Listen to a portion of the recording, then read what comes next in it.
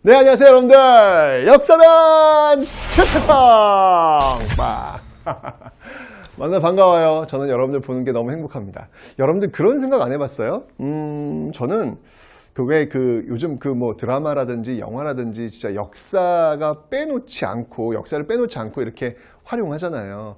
근데 이제 가끔 이제 허구냐 왜곡이냐 뭐 이런 논란이 좀 있는 것 같아요. 근데 그런 생각이 들더라고요. 너무 역사적 맥락 속에서 그 작가의 상상력을 제한하는 것은 좀 우리가 좀 지양해야 되지 않을까라는 생각이 들어요. 예, 왜냐하면 그런 작가의 상상력을 교정해주고 좀 이렇게 나중에 이제 보완해줄 수 있는 것은 그 역사학자들의 몫이 아닐까. 저는 작가님들의 어떤 그런 상상력이 좀 무한대로 좀 펼쳐졌으면 좋겠다. 물론 너무 왜곡으로 완전히 가는 그런 것들은 조금 작가님들 알아서 잘 하시더라고요, 보니까. 그래서 그런 생각이 드는데, 특히 이제 고대사에서 저는 근초고왕 있잖아요. 이 근초고왕, 백제의 전성기를 이끌었던 근초고왕, 그리고 고구려의 전성기를 이끌었던 광개토 태왕, 이 둘이 만나질 못해요. 근초고왕이 먼저고 그 뒤에 이제 광개토 태왕이 등장을 하거든요. 근데 이 둘이 같은 시대에 존재했더라면, 물론 이제 역사에서는 여러분들 뭐뭐했더라면 if라는 걸 쓰지 않아요. 그러니까 역사를 전공하신 분한테 선생님 만약 뭐뭐했더라면 어떻게 됐을까요? 라는 질문을 하시면 안 돼요. 그러니까 역사학자들은 그런 고민하지 않습니다. 우리는 if, 만약 이런 가정을 전혀 두질 않거든요. 벌어지고 있는 현실에서 해석하는 거지 거기에 가정을 붙이지 않아요. 근데 그 if를 붙이는 건 바로 작가님들의 몫이 아닐까, 작가의 어떤 상상력이 아닐까라는 생각이 듭니다. 그래서 나중에 여러분들 작가를 꿈꾸시는 분들 이렇게 역사적인 어떤 그 기본 토대를 해주신 다음에 한번 그 멋진 상상력, 정말 역사학자들 또는 역사를 전공하는 사람들이 생각지도 못했던 그런 상상력들이 너무 매력적인 것 같아요. 네, 진짜 그런 소스니까 한번 보시고, 전 그래서 근초고왕과의 광개토 태왕이 한번 만나는 그런 드라마 없을까요, 여러분들? 이 중에서 혹시 작가님 나오시면 그거 한번 좀 부탁드릴게요. 이 둘이 만나가지고 한번 자웅을 한번 겨뤄보면, 타임머신 타고 이렇게 왔다 갔다 잘하잖아요, 요즘 보니까. 그랬을 때 누가 승자가 될까, 이런 거? 아니면 또 우위를 나눌 수도 있겠고, 하여튼 다양한 어떤 그런 모습도 있지 않을까라는 생각이 듭니다. 자, 이렇게 역사는요, 많은 상상력들을 제공할 수 있는 보물창고 소스입니다. 네, 작가의 영역에서 마음껏 활용하시기 바랍니다.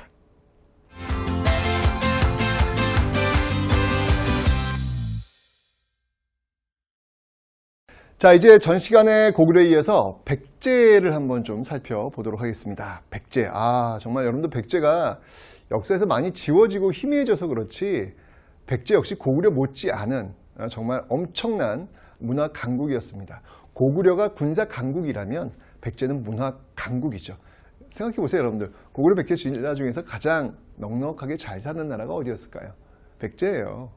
거기에 이제 서울, 충청도, 전라도, 지금의 곡창지대가 그대로 있지 않습니까? 가장 잘 먹을 수 있는 그런 지역, 잘 먹고 잘 사는 지역이 문화가 발달할 수밖에 없잖아요. 그죠?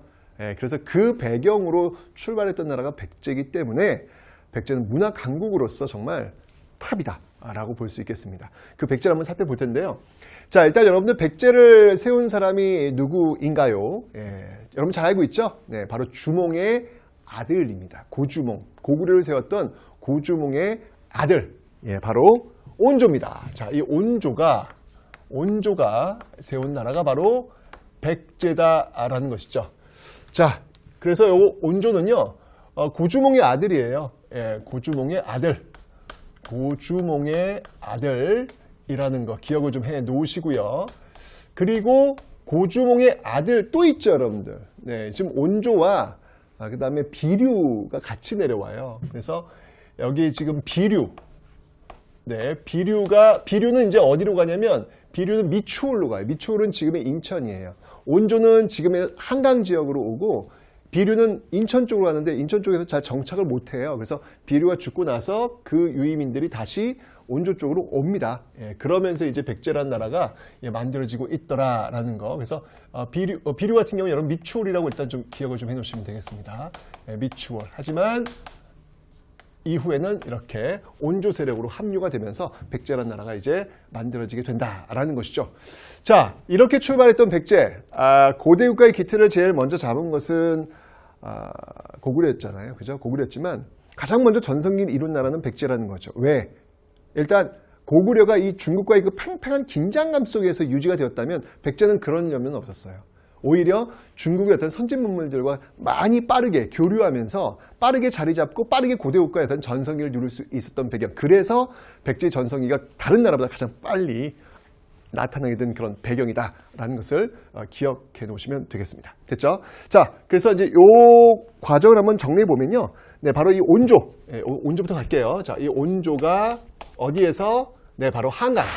한강이에요, 여러분들. 네, 서울입니다, 서울. 이 한강을 배경으로 해서 바로 이 백제를 출발시킨다라는 것을 일단 기억을 좀 해 놓으시면 되겠습니다. 그래서 백제의 출발 가고요.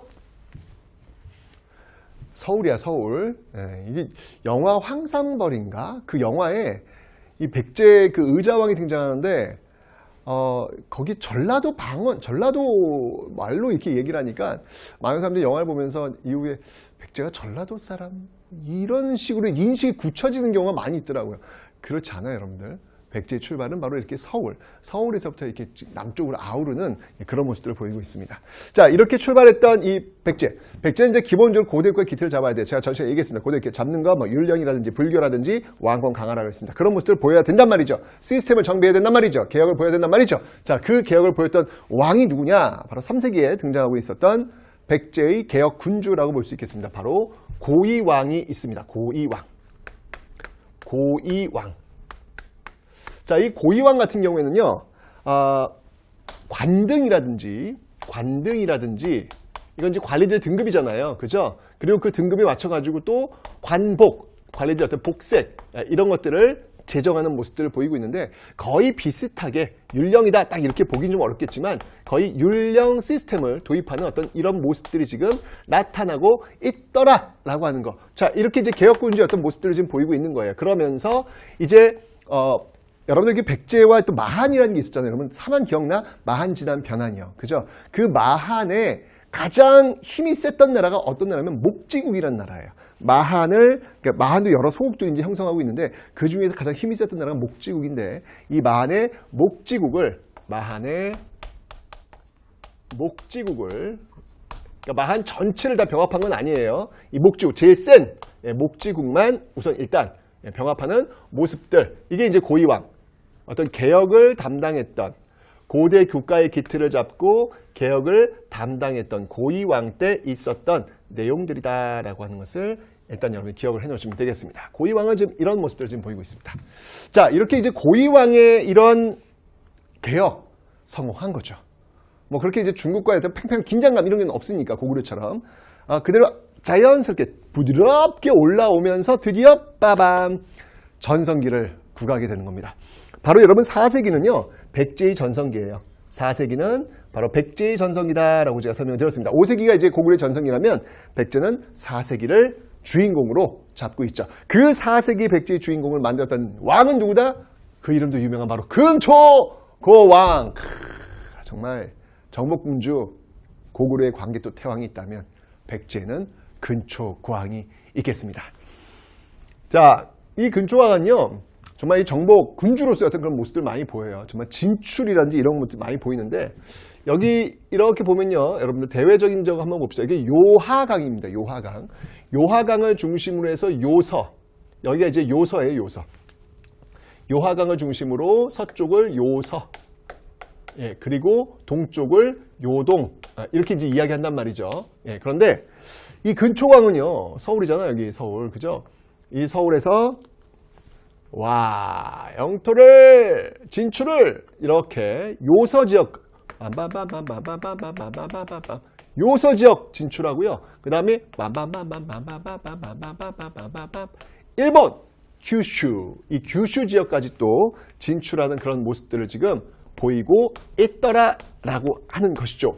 특히 여러분들 이렇게 일본과의 어떤 그 교류를 보여주고 있는 아주 좋은 근거 중에 하나가 뭐였냐면, 일본에 이제 이때 이 근초고왕 시대에 이제 전래가 된 문화유산이 있어요.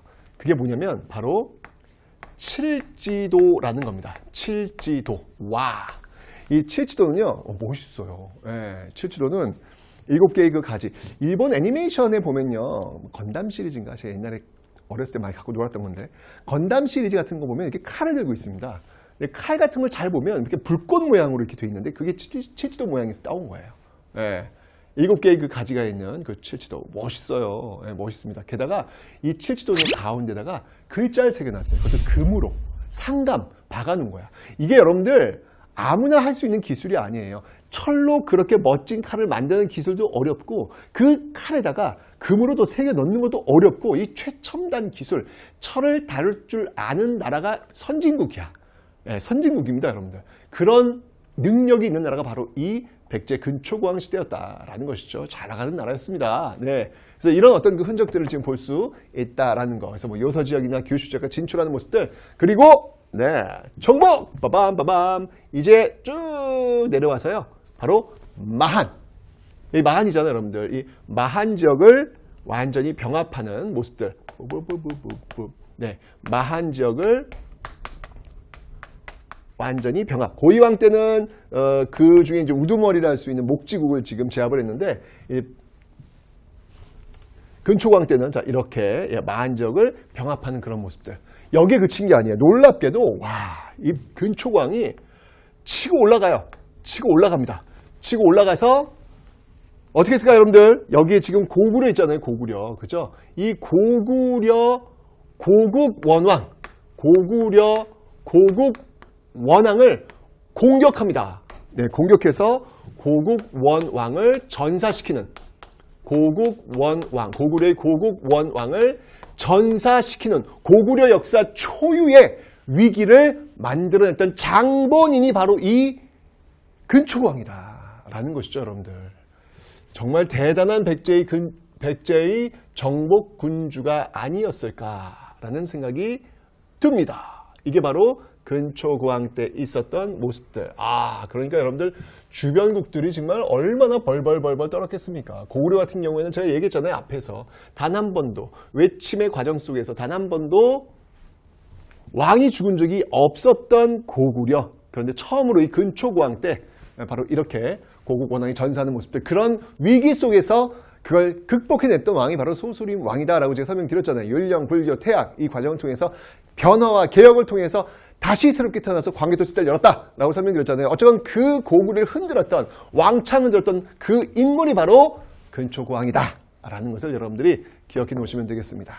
근초고왕의 시대입니다. 이 근초고왕과 정말 광개토탱이 만났어야 되는데. 저거 싸움을 붙여. 궁금해. 누가 더 센지 궁금해. 자, 어쨌건 네, 이 근초고왕 시대 잘 나간 거예요. 그러면서 바로 거의 근초고왕 고 직후에 이제 침류왕 이렇게 와서요. 침류왕 때 이제 불교를 또 수용하는 그런 모습들이 보이고 있습니다. 불교 수용은요, 중국의 동진에서 이 불교를 수용하는 모습들이 있더라라는 거. 네. 그러니까 이 고대 국가의 어떤 그 요건 중에서 불교는 필수 불가결한 그런 어떤 조건이구나라는 걸 알 수 있습니다. 고구려 같은 경우에는 소수림왕 때 이 불교를 수용하잖아요, 그죠? 백제 같은 경우에는 그때는 이제 고구려 같은 경우는 중국 전진이었는데 백제는 동진에서 중국에서 불교를 수용하는 어떤 그런 모습들. 정말 잘 나가는 모습이었어요. 잘 나가는 어떤 정말 전성기 4세기의 모습을 지금 보여주고 있는데. 이제 여러분들 5세기로 가야 될 거 아닙니까? 그죠? 5세기는 백제 전성기가 아니라고 제가 설명을 드렸잖아요. 그죠? 백제 5세기 운명이 어떻게 될까요? 5세기의 주인공은 누구였습니까? 5세기의 주인공은 바로 고구려였습니다. 고구려. 이 고구려가 이제 무섭게 압박해 들어올 수밖에 없는 상황이 나오는 것이죠. 자, 그 고구려의 어느 왕이었을까요? 고구려의 어느 왕이었을까요? 고구려의 바로 장수왕입니다. 장수왕. 이 고구려의 장수왕이 막 물밀듯 막 밀고 내려오는 모습들, 남하 정책의 어떤 그 과정 속에서 나타나고 있더라라고 제가 설명을 드렸습니다. 그죠? 자, 우린 기억하고 있어요. 장수왕이 어떻게 했다? 평양으로 천도하는 모습들을 우리는 알고 있습니다. 네, 평양으로 천도하는 모습들 우린 알고 있어요. 자, 이 평양 천도를 하면서 남하 정책을 피게 되니까 어이구, 이게 이제 백제로서는 위기죠. 위기죠. 이 과정 속에서 백제는 누구랑 손을 잡을까요? 당연히 이 과정 속에서 신라와 손을 잡게 되는 것입니다. 이게 바로 나제 동맹이다. 신라와 백제가 손을 잡게 되더라. 나제 동맹이다 라고 이야기를 하는 거예요. 이때 이 신라의 왕은 누구였냐면요. 이때 이 신라의 왕은 눌지왕이었어요. 이때 신라의 왕은 눌지왕. 이때는 눌지왕이었고요. 그 다음에 이때 이 백제의 왕은 누구였냐면요. 비유왕이었습니다. 비유. 눌지와 비유가 이제 손을 잡는데 이 동맹을 뭐라고 하냐면 이걸 공수동맹이다 라는 표현을 쓰는데 좀 어렵긴 하죠, 여러분들. 공수동맹은 뭐냐면요. 그냥 이렇게 기억하세요. 같이 싸우자는 얘기예요. 같이 공격하고 같이 수비하고. 왜냐면 지금 신라 이 고구려 지금 막 밀물이 내려오고 있으니까 여기에 맞서가지고 우리가 지금 이렇게 같이 서로 공격도 하고 서로 수비도 하면서 지켜내자 라고 하는 게 바로 이 나제 동맹이 되겠습니다. 자, 그런데 결국은 이제 사단이 터져요.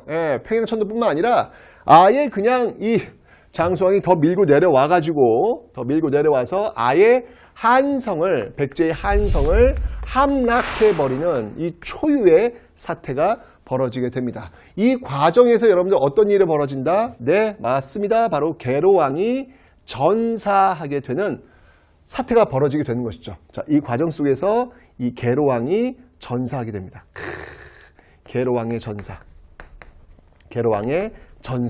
한성 그 점령 과정 속에서 말이죠. 자, 이런 어떤 위기가 벌어지니까 이 나제 동맹은 더욱더 강화될 수밖에 없는 거예요. 이 계로왕이 그래가지고 여러분들 이렇게 막 물밀듯 막 내려오니까 너무 힘들었던 것 같아. 그래서 계로왕이 이 중국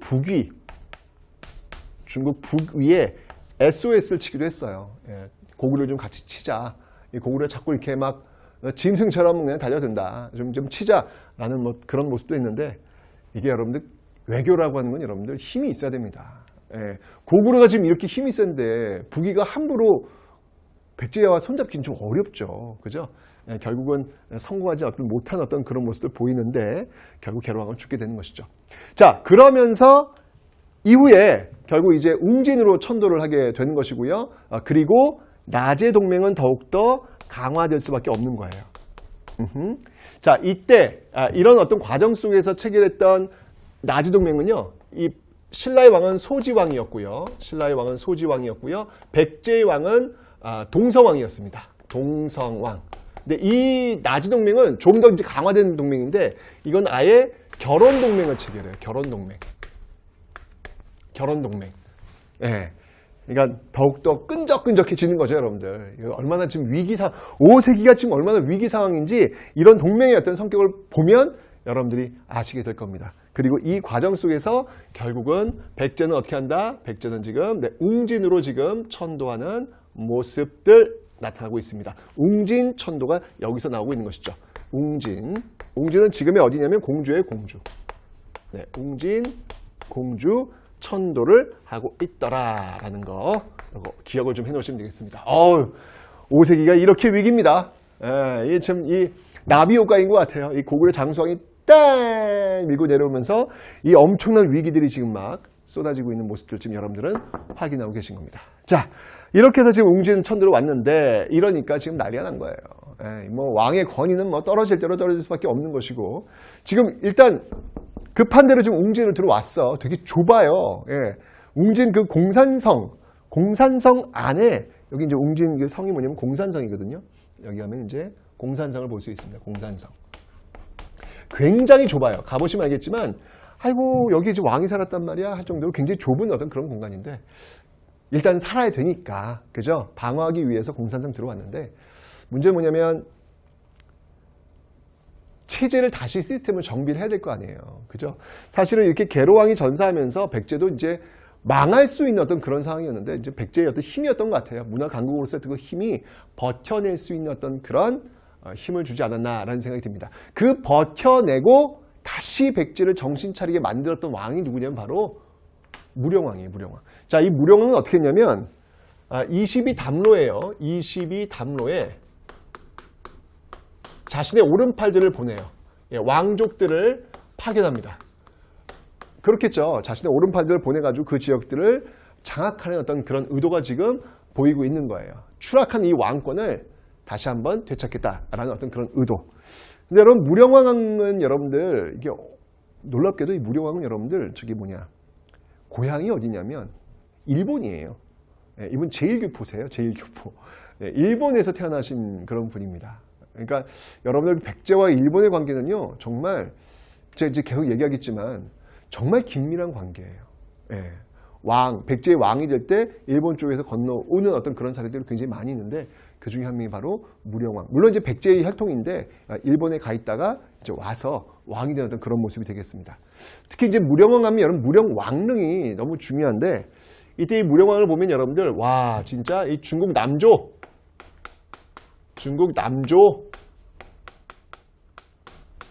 그 다음에 일본 그 교류가 정말 많았구나라는 걸 볼 수 있어요. 이걸 뭘 통해서 볼 수 있냐면 바로 자신의 무덤 무령왕릉을 통해서 볼 수 있습니다. 왜냐하면 이 무령왕릉은 벽돌 무덤이거든요. 이게 벽돌 무덤인데 이 벽돌 무덤이 중국식이에요. 예, 중국식이고 거기 사용됐던 관 같은 거 그 나무 있잖아요. 나무는 또 금속이어가지고 일본에서만 또 나는 거예요. 그러니까 아주 그냥 다국적 문화를 한 곳에 볼 수 있는 게 이 무령왕. 그러니까 당시 아마 이 백제는 위기 상황 속에서 이 위기의 타개책을 교류를 통해서 해결하지 않았을까라는 생각이 듭니다. 역시 교류의 강국 백제였다. 이 모습들을 이 무령왕 때 보여주고 있다라는 거. 그래서 이 무령왕 때 정말 절체절명의 위기 상황이었던 이 백제를 어느 정도 정신을 좀 차리게 만들었던 시기, 이 시기가 바로 이제 6세기로 지금 접어들고 있더라라는 것이죠. 자, 그런데 어쨌건 여긴 지금 아직 웅진시대야. 웅진시대인데, 우리 너무 작어. 정신 차렸잖아, 이제. 나라 망하는 어떤 그 직전까지 갔다 정신 차렸잖아. 이제 좀 확장을 시킬 필요가 있었던 거예요. 그리고 또 백제의 영토를 찾아야 될 거 아니야. 백제의 원래 영토는 어디야? 한강이란 말이야. 한강 찾아야 된다고요. 그게 백제의 꿈이야. 그걸 이뤄내야 된단 말이에요. 그런데 그러기엔 웅진이 너무 좁아. 그래서 성왕이 도읍을 천도하게 되는 겁니다. 자, 이 성왕, 이 시대가 되면서 이제 백제의 중흥, 정신 차린 거예요. 그죠? 백제의 중흥을 이제 이야기하게 됩니다. 그래서 백제의 중흥. 와우! 나가자! 백제 중흥의 어떤 모습 보이는데 모습 그래서 도읍을 옮겨요. 어디로? 사비로 도읍을 옮기는 겁니다. 사비는 지금이 어디냐면 부여예요. 부여. 사비로 천도하는 모습들이 보이고 있더라라는 것이죠. 그러면서 여러분들 국호도 바꿔요. 국호도 남부여. 와우! 여러분들 왜 갑자기 뜬금없이 부여일까요? 제가 얘기했죠. 부여에서 고주몽이 내려와서 고구려를 세웠고 고주몽의 아들들이 지금 백제를 세웠다라고 설명드렸잖아요. 그죠? 그러니까 이 백제는 출발 자체를 부여로 잡고 있는 거예요. 정통성은 고구려가 아니라 바로 백제에 있다. 이걸 이제 강조하기 위해서 남부여라는 이름으로 지금 이렇게 딱 모습을 지금 받고 있는 것입니다. 자, 뿐만 아니라 행정구역을 5부, 전국을 그리고 수도를 5부와 5방으로 나누면서, 왜냐하면 도읍을 천도했으니까 행정구역이 필요할 거 아니에요. 그죠? 그런 것들을 지금 딱 세팅을 지금 시켜놓고 있는 모습들. 정말 다시 한번 개혁의 어떤 모습들을 지금 보여주고 있지 않나라는 생각이 들고요. 목표는 뭐예요? 한강을 장악하는 겁니다. 그죠? 한강을 다시 빼앗는 겁니다. 그래서 지금 나제동맹의 어떤 그런 모습들이 지금 계속 이어지고 있잖아요. 그죠? 자, 이 나제동맹을 이용해서 고구려를 공격합니다. 결과가 어땠을까요, 여러분들? 성공합니다. 한강 지역을 되찾게 됩니다. 그런데 이게 웬일입니까? 그때 이 성왕의 파트너가 누구였냐면 신라의 바로 진흥왕이에요. 진흥왕. 진흥왕인데 신라도 이때 6세기잖아요. 신라도 이때 한강을 가고 싶었던 거야. 왜? 한강을 가져야 전성기가 되니까. 그래서 배신을 해요. 뒤통수를 딱 때리고 백제가 차지했던 한강을 신라가 차지해 버립니다. 성이 얼마나 화가 났겠어요. 정말 있을 수 없는 일이죠. 이건 배신 아닙니까? 배신. 그래서 결국 그 신라와 한판 붙게 돼요. 그게 바로 관산성 전투라는 겁니다. 관산성 전투. 결과가 어떻게 됐을까요, 여러분들? 네. 관산성 전투에서, 네. 이게 이제 여러분들 이게 진흥왕. 신라의 그 진흥왕과 진흥왕 시대에 있었던 그런 전투인데요. 이 관산성 전투에서 결국 사망하게 됩니다. 너무, 진짜 이 모습, 이게 참 역사를 이렇게 보다 보면 안타까운 그런 장면들이 있어요. 그죠? 아니, 나제동맹을 체결해가지고 지금, 그죠? 나제동맹 속에서 지금 이런 모습들이 나왔는데, 그러니까 결국은 어떻게 되는 거예요? 이 관산성 전투를 통해서 어떻게 되는 거예요?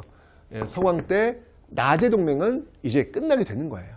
이렇게 되면서 완전히 끝나게 되었던 그런 모습들, 이게 이제 바로 성왕 때의 모습이다라는 거. 진짜 저는 이거 볼 때 여러분들 이 진흥왕 같은 친구를 새기면 안 돼요. 배신이야, 배신. 의리가 없어, 의리가. 그죠? 근데 중요한 건 뭐냐면 이거는 사람 대 사람의 관계가 아니라는 것이죠. 국가 대 국가의 관계에서 여러분들 의리는, 동맹은, 혈맹은 이런 거 그냥 쓰레기통에 버려야 돼요, 여러분들. 존재하지 않아. 그죠? 그 시기를, 그 시대를 유지시키기 위한 그냥 수식어일 뿐이에요. 아름다운 수식어일 뿐이에요. 오로지 존재하는 건 뭐냐면 바로 국익입니다. 국가의 이익을 위해서라면 무엇이든 할 수 있다는 것을 역사에서 끊임없이 이야기해주고 있다는 이야기예요. 여러분 놓치지 마셔야 됩니다. 모든 외교 관계에서 제일 중요한 것은 국익이라는 것. 그 국익이라는 것을 드러내지 않고 유지하기 위해서 우리는 당신과 혈맹입니다. 우리는 당신과 우방입니다. 이런 수식어를 쓰고 있는 것이다라는 겁니다. 네, 그래서 성왕 때 결국은 관산성 전투에서 성왕이 전사하면서 또 이 신라로서는 백제로서는 위기일 수밖에 없겠죠. 자, 그렇다면 여러분들 어떻게 해야 될까요? 제가 얘기했잖아요. 고대 국가에서는요, 이렇게 당하면요, 반드시 복수해야 돼요. 복수해야 돼요. 난리가 났습니다. 이 백제로서는요, 이 원수를 갚아야 될 거 아니에요. 그래서 7세기로 접어들면서 얘기가 달라져요. 7세기로 접어들면서 정말 이 백제가 다시 전열을 재정비하고 신라를 압박해 들어가는데 그 대표적인 왕이 누구다? 바로 이 무왕입니다. 이름만 봐도 여러분들 무왕이야. 싸울 무자 느낌 빡 오잖아요, 여러분들. 그죠? 이 무왕이 누구냐면 여러분들, 네, 선하공주는 서동하고 얼레리 꼴레리 그죠? 바로 무왕이 바로 서동입니다. 네, 무왕이 바로 서동입니다. 이 서동과 선하공주의 어떤 그 사랑 이야기, 이런 것들을 담고 있는 절이 있죠. 그게 바로 익산 미륵사지가 되겠습니다. 익산 미륵사지. 자, 이 익산에서 아마 새로운 도시, 새로운 수도, 새로운 어떤 도시 프로젝트를 아마 만들려고 했던 것 같아요. 제2의 백제. 어찌 본다면 이게 프로젝트가 완성되면 또 도읍을 사비해서 익산으로 옮길 수도 있었겠다라는 어떤 그런 생각이 들 정도로 이 백제 무왕 때는요, 다시 한번 백제의 힘을 보여주는 근초고왕의 어떤 시대를 열려는 의지가 보였던 그런 시대. 이게 바로 7세기 바로 이 백제 무왕 때의 모습이다라는 것이죠. 그런데 결국은 의자왕 때 가가지고 결국 무너져요. 그런데 여러분들 의자왕도 마찬가지예요. 무왕의 아들 이 의자왕 때도요, 아버지의 뒤를 이어서 신라를 엄청나게 압박해 들어가요. 복수 갚아야 되거든요. 성왕이 지금 전사했기 때문에 복수 갚아야 되거든요. 그래서 이 의자왕 때 되면 여러분 의자왕 하면 떠오르는 게 뭐야? 삼천궁녀? 그건 여러분들 역사는 승자의 기록일 수 있기 때문에 거기서 나오는 오류일 수도 있어요. 오해일 수도 있어요. 의자왕이 이제 결국은 나당연합에 의해서 패배하면서 끌려갈 때 백제의 그 많은 사람들이 나와서 눈물을 흘렸다고 합니다. 여러분, 연산군, 조선의 연산군이 중종만정으로 쫓겨나갈 때 유배를 가잖아요. 유배를 갈 때 이 조선의 그 백성들이 연산군한테 돌을 던져요. 예. 나쁜 놈이니까, 그죠? 근데 의자왕이 끌려갈 때 눈물을 흘렸다? 이건 뭘까요, 여러분들? 예, 이거는 우리가 알고 있는 삼천국리 같은 의자왕의 모습은 아니었을 것이다 라는 겁니다. 자, 어쨌건 이 의자왕은요, 초기에 역시 아버지 뒤를 이어서 신라를 엄청나게 압박해 들어갑니다. 그 대표적인 전투가 무슨 전투냐면 바로 이 대야성 전투라는 게 있어요. 대야성 전투. 이 대야성 전투가 여러분 몇 년도냐면 바로 642년도예요. 자, 여러분들 앞강의에서 642년도는 굉장히 중요하다고 제가 설명드렸잖아요. 642년도에 이 대야성 전투에서 이 신라를 엇박해 들어갑니다. 여기서 대승을 거둬요. 이때 이제 김춘추의 딸이 여기서 죽게 됩니다. 아주 김춘추가 이 소식을 듣고 정신줄 놨다고 하죠. 사랑하는 딸이 죽었으니까. 그죠? 그러니까 이것도 나름대로 지금 백제는 복수를 하고 있는 거예요, 지금요. 어쨌건 이렇게 되니까 이제 신라는 위기에 빠지니까 고구려한테 SOS를 구하러 간 거예요. 누가? 김춘추가. 그때 고구려 실세가 누구였다? 연개소문. 연개소문이 그 SOS를 받아줬다, 안 받아줬다? 안 받아주고 결국 나당연합이 결성되는 그런 계기. 어쨌건 그 출발점이 642년이라는 것이죠. 그런 거 보면은 나당연합의 어떤 그 불씨를 틔운 건 의자왕이 아닌가? 뭐 이런 생각이 들 정도로, 그죠? 이게 나비효과라는 거예요, 나비효과. 그죠? 대야성 전투에서 큰 승리를 거두게 되면서 신라로서 아주 위기에 빠지게 됩니다. 자, 그런데 결국은 이제 나당연합에 의해서 갑자기 결성되었고 막 밀려 들어오니까 결국 무너지게 되는 것이죠. 네, 바로 그래서 이 맨 마지막 무너질 때 여러분들 그 계백, 그죠? 이 계백의 황산벌 전투. 이 계백하면 여러분 또 이제 우리가 또 놓치지 않는 전투가 있잖아요. 황산벌 전투. 그죠? 황산벌 전투를 마지막으로 5천결사대가 무너지면서 결국 백제는 멸망하게 되었다라는 모습. 이게 바로 660년도에 보여지고 있는 내용이 되겠습니다. 쭉 660년대 모습들. 660년대 이때 보여지는 그 내용들이 바로 나당연합이 되는 것이죠. 네.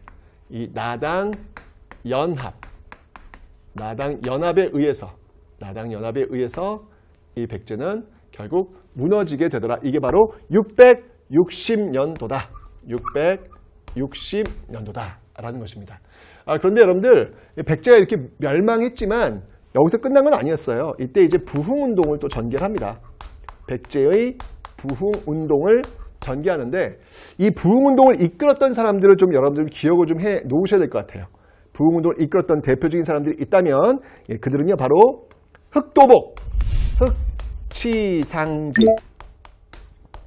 흑도복, 도침, 복신. 그래서 흑, 도, 복. 이렇게 이제 기억을 하면 되는데, 중요한 건 뭐냐면 이 부흥운동에 누가 도움을 주냐면 일본이 도움을 주고 있다라는 겁니다. 정말 이게 그냥 도움이 아니라 정말 그 정권의 명운을 걸고 도와줘요. 어마어마한 배와 어마어마한 병력을 보내요. 그래서 전개된 전투가 뭐냐면 바로 백강전투라는 겁니다. 백강전투. 이 백강전투는 지금으로 본다면 군산 그 앞바다 그쪽 일대가 될 것 같은데 이 백강전투는 여러분 이 동부가 지금 당나라 참여했죠, 신라 참여했죠, 일본 참여했죠, 백제 참여했죠. 이 대전투가 지금 벌어진 거예요. 야, 근데 결국 거기서 이제 나당연합이 승리하게 되면서 결국 백제는 무너지게 되는 그런 모습들. 정말 이 문화 강국으로서 이 백제가 또 이렇게 쓰러지게 되었고 또 패자가 되었기 때문에 그들의 역사가 많이 삭제되고 위축되었던 모습들이 있었다라고 하는 사실을 여러분들이 기억하시면 되겠습니다. 문화 강국 백제의 흥망성쇠였습니다.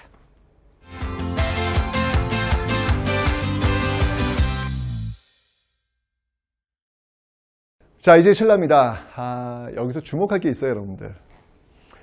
고구려는 군사 강국입니다. 백제는 문화 강국입니다. 고구려, 백제, 신라 중에서 가장 후진적 나라 신라입니다. 그렇죠? 고대 국가의 기틀을 가장 늦게 잡은 나라도 신라, 4세기였죠. 전성기 역시 제일 늦게 맞이한 나라도 신라, 6세기였죠. 항상 뒤처져 있는 모습이 신라였습니다. 그런데 여러분들, 우리는 알고 있단 말이에요. 그 최종 주인공은 바로 신라였다는 사실. 저는 이 역사를 공부하면서 이게 참 우리의 삶에 적용시킬 게 참 많이 있다는 생각이 들어요. 여러분들 지금 현재의 모습이 여러분 인생 모두의 모습이라고 생각하시면 안 돼요. 여러분 혹시 누군가의 비교를 통해 가지고 내가 혹시 뒤처져 있는 거 아니야 라는 불안감 가지실 수 있을 텐데, 그 모습이 여러분 현재의 모습은 아닐 거예요. 신라가 그랬잖아요. 결국 최종적 승리자는 신라가 되었듯이 끝까지 가봐야 하는 겁니다. 지금 현재의 모습이 미래의 모습과 똑같을 거라고 생각하지 마시라는 거예요.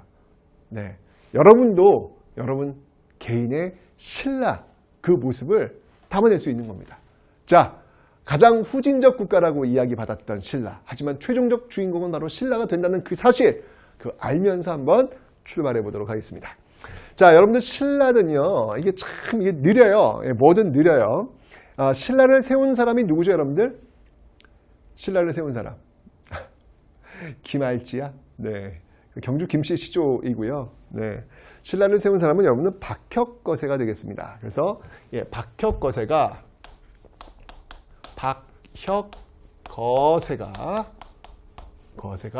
네, 바로 사로국, 이 사로국을 세우면서 신라의 역사를 열게 되는 것이죠. 이렇게 출발을 하게 됩니다. 그런데 여러분, 이때 이게 제대로 된 어떤 그 모습은 아니었어요. 제대로 된 모습은 아니었습니다. 그래서 이게 왕이 없어. 우리가 생각하는 어떤 고구려 백제의 어떤 그런 왕이 없어. 지금 고구려 백제는 지금 고대 국가의 기틀을 막 잡으려고 막 왕 중심에 막 움직이고 있는데, 여기는 왕도 없어. 네.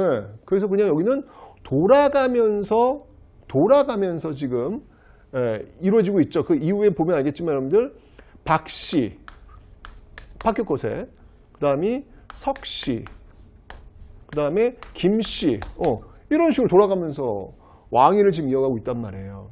그래서 박씨, 박혁거세, 석탈의 김알지, 그래서 혁거세, 석탈의, 그 다음에 알지. 경주 김씨들 여러분 시조잖아요, 김알지가. 그죠? 이때 보면 여러분들, 왕이 없으니까 왕 칭호를 뭐라 하냐면, 이때는 거세, 여기는 지금 거서간, 거서간. 그 다음에 이제 차차웅. 그 다음에 이제 이사금. 탈해하고 알지는 이제 이사금이라는 칭호가 붙고, 여기 이제 아예 요 사이에 이제 남의 차차웅이 있는데, 뭐 이런 식의 이제 왕도 아니야 여기는 지금. 거의 뭐야 이게 군장 단계인가? 뭐 이런 생각이 들 정도로 다른 나라 지금 막 빼가고 있는데, 지금 막 율령 비슷한 거 들어오고 있고 좀 막 그런 상황인데도 이 신라는 이런 식으로 지금 굉장히 지금 뒤처져 있는 그런 사회 조직의 모습들이 지금 나타나고 있다라는 거예요. 지금 이게요. 느려. 이게 언제까지 하면 4세기까지예요. 4세기까지. 4세기면 여러분 어떤 시기야? 이미 4세기는 지금 고구려 백제는 지금 고대 국가 기틀 잡았고, 아예 4세기는 지금 백제 전성기가 오는 시기 아닙니까, 지금. 그죠? 그런데 아직까지도 이런 거야, 지금. 이게 이렇게 뒤쳐졌어요. 그러니까 쉽게 얘기하면 반에서 이렇게 보면 학업 성적이 가장 낮은 친구나 마찬가지예요. 근데 중요한 건 뭐냐면 그 친구가 나중에 최종적 승리자가 된다는 거예요. 반전이고 드라마예요, 여러분들. 그죠? 자, 도대체 어떤 일이 벌어졌는지 한번 그 내용을 한번 살펴보자는 이야기입니다. 자, 이 박석기 이런 식으로 지금 바뀌어가고 있는 모습들. 자, 4세기가 됩니다. 자, 이 4세기가 되었을 때, 엎친 데 덮친 격으로 여러분들 이때는요, 엄청난 위기가 옵니다. 왜? 왜가 쳐들어와요. 왜가 쳐들어와가지고 경주 일대를 그냥 완전히 쓸어버릴 기세야. 이때 왕이 누구였냐면, 왕도 아니지 뭐. 이때 이제 이 이사금 뒤에 마립간이라는 칭호를 또 쓰게 됩니다. 그게 누구냐면 바로 뇌물마립간이라고 있어요. 뇌물마립간. 자, 그래서 이 뇌물마립간 등장합니다. 뇌물마립간. 나중에 이제 뇌물왕이라고 이제 될 겁니다. 이 뇌물마립간, 그러니까 거서간, 차차웅, 이사금, 마립칸. 이것도 이제 어떻게 보면 칸. 네. 왜 칸하면 이제 저 몽골 유목민족들에게는 최고 우두머리를 의미하는 거잖아요. 그래서 이제 이 신라인들의 지배층들이 그 흉노 뭐 이쪽에서 이제 전래되어 온 사람들 아니냐라는 이야기가 있어요. 그래서 그 쓰는 용어 칸 이런 게 있는 거 아니냐 뭐 이런 이야기가 있습니다. 어쨌건 간에 이 뇌물 마립간 때가 되어서 이 외가 쳐들어오니까 난리가 난 거예요. 그래서 이때 이제 SOS를 칩니다. 누구한테? 바로 광개토 태왕한테. 우리 앞에 배웠잖아요, 여러분들. 그죠? 그래서 이 고구려가 구원을 해줘요. 고구려가 구원을 해주고 있더라. 이때가 바로 광개토 태왕. 이 주체가 바로 광개토 태왕이더라. 라고 하는 사실. 광개토 태왕이더라. 라고 하는 사실. 네. 바로 from where 로부터 구원을 해주고 있더라. 이러면서 여러분들 이제 고구려의 어떤 그 영향력 아래 들어오면서 고구려 사람들도 이게 뭐냐 이게 뭐가 이렇게 뭐 이렇게 누가 한 명 딱 지켜가지고 이렇게 뭐 이렇게 통치를 해야 될 텐데 뭐 돌아가면서 하니까 이거 뭐 이상해. 라고 해가지고 이제 이때부터 여러분 뇌물 마립간시부터 마립칸이라는 이름도 쓰고요. 이때부터 이제 김씨에 의해서 원래 이제 박석김 돌아갔잖아요. 이제 그만 이게 뭐야 이게 지금 뭐 하는 거야 이게 지금 김씨 너희들이 그냥 해. 라고 해서 김씨에 의한 왕위 세습이 이때부터 이제 이루어지는 거예요. 야 정말 진짜 늦죠 여러분들. 굉장히 늦죠. 예, 이게 바로 이제 뇌물 마립간 때 있었던 그런 내용들이다라는 겁니다. 이게 4세기 모습이에요. 4세기가 되어서 이제 좀 중앙 집권 국가의 어떤 그 모습들이 이제 드디어 갖춰지고 있는 모습들. 이게 이제 뇌물 마립간 시대의 어떤 모습들이 되는 겁니다. 자, 그래서 4세기에 이제 고대 국가의 기틀을 좀 세우나 했는데 5세기에 또 위기야. 이땐 여러분들 누구? 장수왕. 이 5세기는 여러분들 고구려의 전성기라고 제가 설명드렸잖아요. 그죠? 예, 압박해 들어오는 거예요. 막 압박해 들어오는 거예요. 압박해 들어오니까 결국 이제 이때 체결했던 동맹이 있죠. 그 동맹이 뭡니까, 여러분들? 네, 바로 나제 동맹을 이때 체결하게 되는 거예요. 예, 나제 동맹을 이때 체결하게 되더라라는 거. 우리 앞에서 지금 그 백제랑 똑같은 거예요. 그죠? 그래서 나제 동맹을 이때 체결합니다. 나제 동맹. 자, 이 나제 동맹을 체결했던 그 왕. 누구라 그랬죠, 여러분들? 예, 바로 눌지소지라고 제가 설명을 드렸습니다. 그래서 또돈 이때 눌지왕 그리고 소지왕이 바로 이런 나제 동맹 체결했던 주체가 되고 있다라고 설명을 드렸습니다. 자, 이렇게 해서 지금 참 힘들어. 아주 참 굴곡이 많어 이 신라도 여러분들, 그죠? 그러다가 이제 6세기가 돼요. 6세기가 되면서 이제 6세기 누구의 전성기예요, 여러분들? 바로 신라의 전성기입니다. 이제 드디어 6세기 이후부터는 이제 모두 다 신라의 전성기가 되는 것이죠.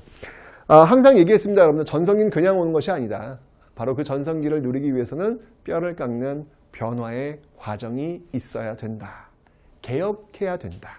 바뀌어야 된다. 라고 설명을 드렸죠. 자, 이제 6세기 그런 걸출한 왕들이 등장하는데 그 개혁 군주 두 명이 바로 이 지증왕과 버풍왕이라는 거예요.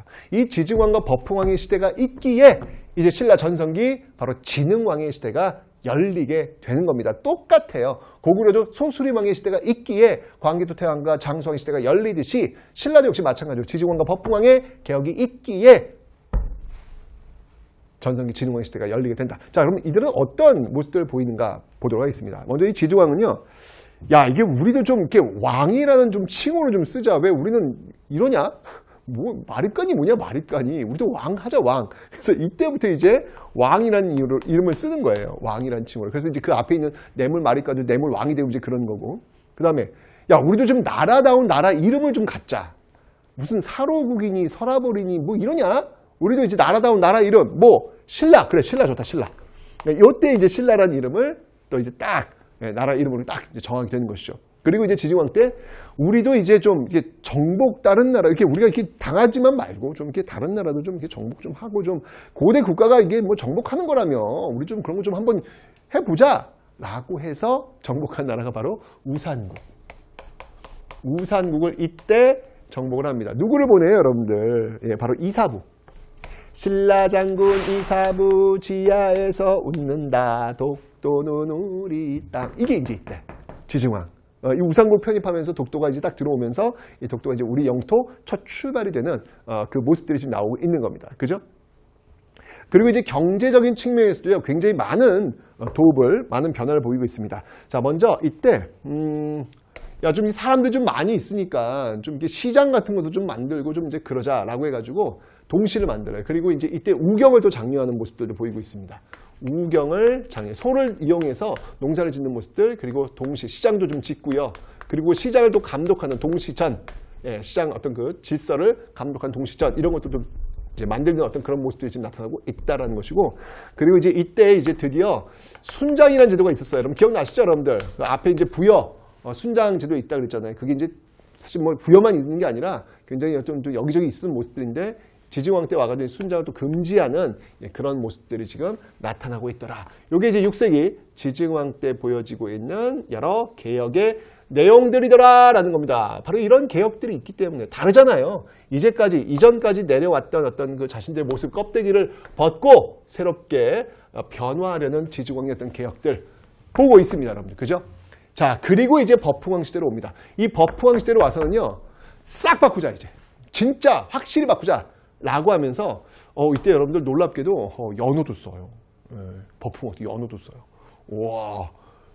건원입니다. 건원이라는, 이게 신라 대단합니다. 연호는 제가 얘기했죠. 황제국만 갖고 있는 나라. 그래서 여러분들 우리나라 그 광개토태왕 때 그 영락이라는 연호 기억하라 대단하다라고 했는데, 신라도 이때 막 쓰는 거예요. 대박. 건원이라는 연호 쓰고요. 그 다음에 이제 버풍왕이잖아. 고대국가의 주요 조건이 뭔데? 율령이래. 그래? 그럼 우리도 고대국가 할 거니까 율령하자. 그래서 율령을 이때 도입을 합니다. 버풍왕 때. 법이니까 율령. 물론 이제 이 법은 부처님의 법을 의미하지만 오늘 좀 쉽게 이해하자고요. 율령, 도입, 법. 그래서 이제 17관등. 이게 관리들의 어떤 등급을 17관등으로 나누는 어떤 그런 모습들 보이고 있고요. 그 다음에 이제 조직 체제, 행정조직 체제 개편에서 국방부 중요한 것 같아. 우리가 지금 이게 정복도하고 그러려면 뭔가 국방부가 필요할 것 같아. 라고 해서 병부를 또 설치하는 모습들. 병부가 지금의 국방부입니다. 이런 어떤 그 토대를 차곡차곡 쌓고 있다는 얘기예요. 그 다음에 이제 이 신라만의 그 독특한 제도가 있어요. 그게 뭐냐면 지배층들의 어떤 그 신분 서열 제도인데 바로 골품제라는 게 있습니다. 이 골품제가 좀 정신 하나도 없다. 이거 좀 정비 좀 하자. 라고 해서 골품제를 또 정비하는 모습들, 그런 과정 속에서 귀족장 상대 등, 너 귀족들을 좀 어떻게 좀 관리 좀 한번 해봐 라고 해서 또 상대 등을 또 이렇게 연결하는 모습들, 이런 것들이 지금 버풍한테 보여주고 진짜 많은 일을 하는 거예요. 그리고 중요한 거, 고대국가의 지금 조건이 뭔데? 율령과 불교야? 율령 됐고, 그럼 우리도 불교해. 불교를 공인합니다. 그런데 이게 엄청난 저항이 장난이 아닌 거야. 이거 외래 종교잖아요. 그죠? 막 신하들이 난리가 난 거야. 있을 수 없습니다! 막. 그래? 어쩔 수 없지. 차도나. 이 차돈을 불러요. 차도나. 너가 좀 희생을 좀 해야 되겠다. 이게 이 사람들이 이게 불교를 수용을 안 하니까 너가 좀 희생을 해야 되겠다. 어떻게 하죠? 너의 목을 자를 테니. 헐. 거기에 아마 그러지 않았을까요? 이렇게 우유를 머금고 있어라. 네. 너의 먹을 자면 우유가 막 뿜어 나오고, 그때 저 지붕 위에서 궁녀들을 시켜가지고 꽃가루를 뿌리게 할게.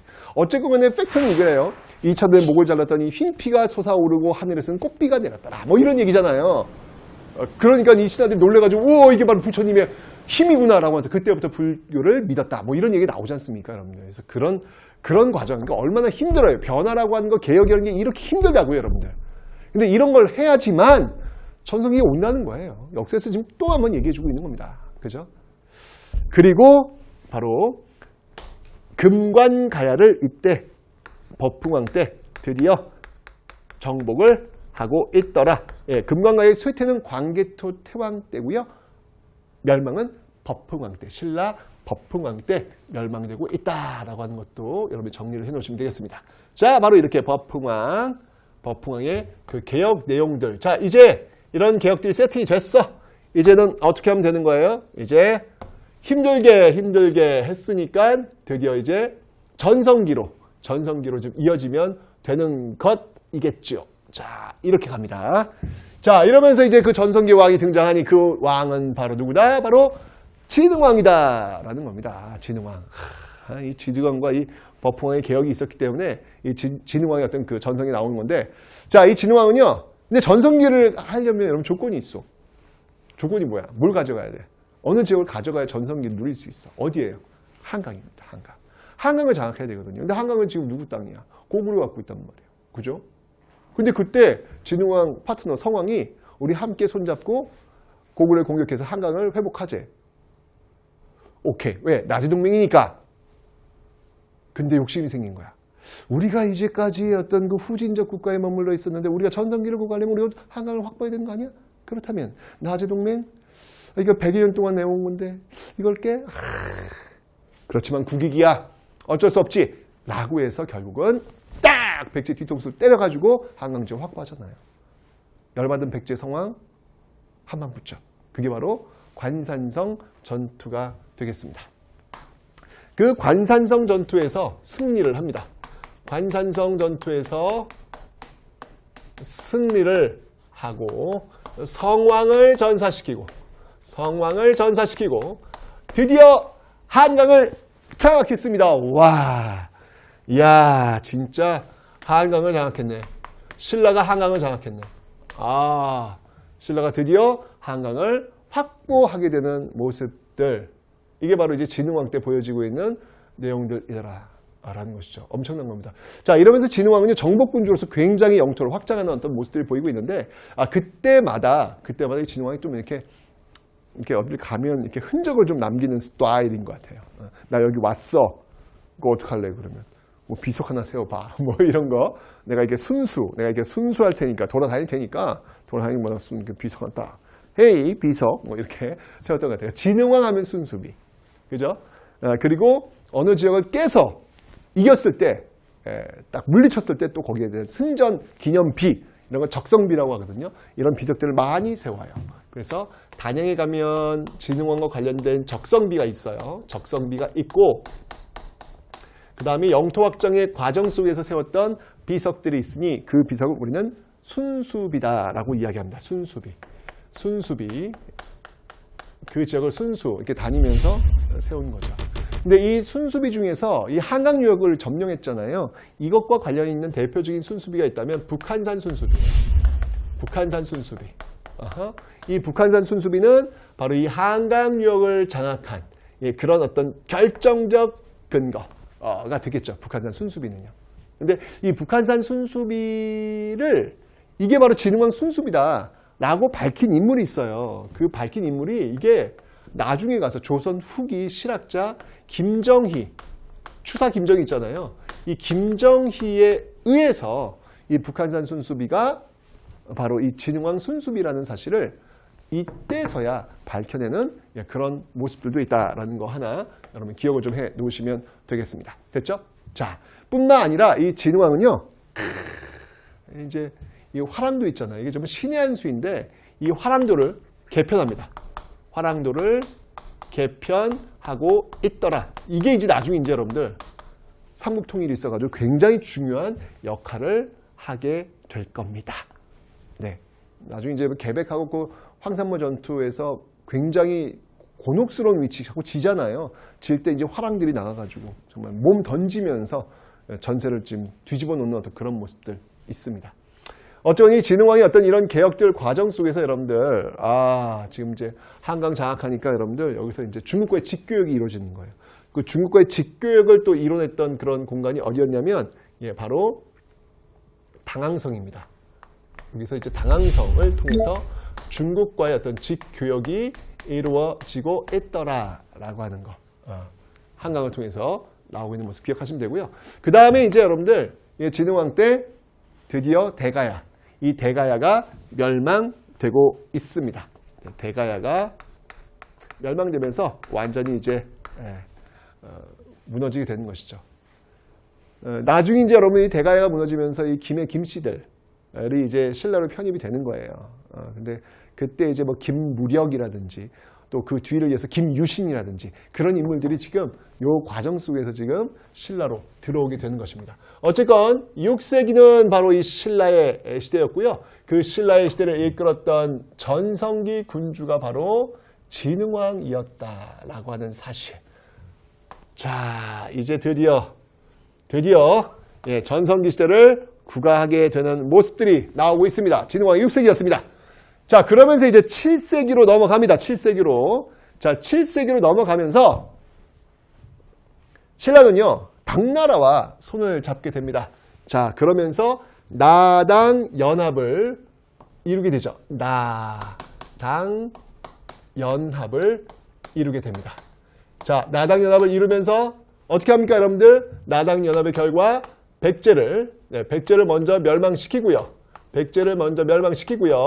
그 다음이 고구려를 또 멸망시키고요. 그죠?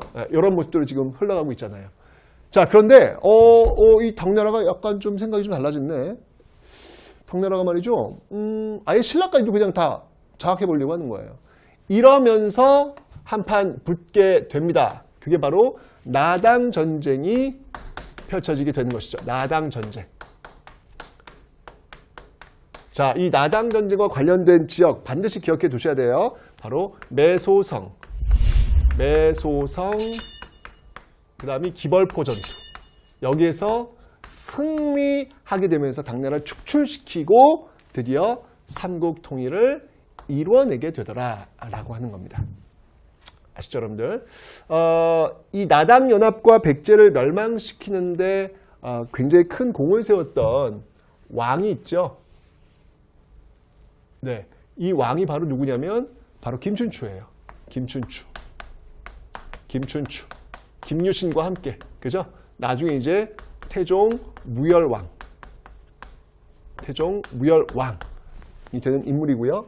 그 다음에 이제 고구려를 멸망시키고 이 매소성 전투와 삼국 통일을 이뤄냈던 왕이 있죠. 그 왕이 누구냐면 바로 무열왕의 아들입니다. 바로 문무왕입니다. 이 문무왕 같은 경우는 나중에 죽어서 용이 되어서 바다를 지키는 호국 신이 되겠다라는 이야기를 했던 그런 사람이기도 하죠.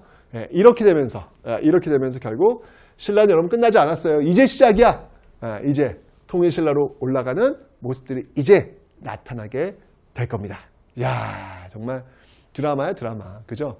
여러분들, 이렇게 뒤처져 있었던 신라가 삼국을 통일할 수 있던 배경은 무엇이었을까? 저는 유연성이었다는 생각이 들어요. 왜냐면 1등이 아니었잖아. 1등이 아니었으니까 1등만 계속하면 뭔가 모르게 이렇게 자신감이 너무 차 있다 보니까 뭔가 늘 갑이잖아. 그러니까 여러분들 고구려 연개소문이 그랬던 것 같아. 김춘추가 찾아갔을 때 변화의 여지가 없는 거예요. 왜? 고구려는 늘 싸워서 이겨왔던 그런 자신감이 있거든요. 어떤 위기도 극복해낼 거라는 그 자신감 뿜뿜. 네. 이런 것들이 좀 유연함을 좀 떨어뜨린 게 아닐까라는 생각. 반면에 신라는 유연하다는 거예요. 살아남기 위해서는 어떤 누구라도 손잡을 수 있는 그 유연함이 있다는 이야기죠. 결국 당나라를 끌어들여가지고 우리가 어떤 그 역사적으로 본다면 이건 좀 논란의 소지가 있지만 어쨌든 신라의 입장에서 본다면 이건 대박이었죠. 그죠? 결국은 삼국의 통일의 주인공이 될 수 있었다는 사실. 이런 것들은 우리가 좀 꼭 기억해 봐야 될 것이 아닐까라는 생각이 듭니다. 여러분들 다시 한번 말씀드립니다. 신라가 최종적 주인공이었다는 거, 내 모습이 지금 모습이 앞으로의 모습과 똑같을 거라는 생각을 하지 마시라는 거.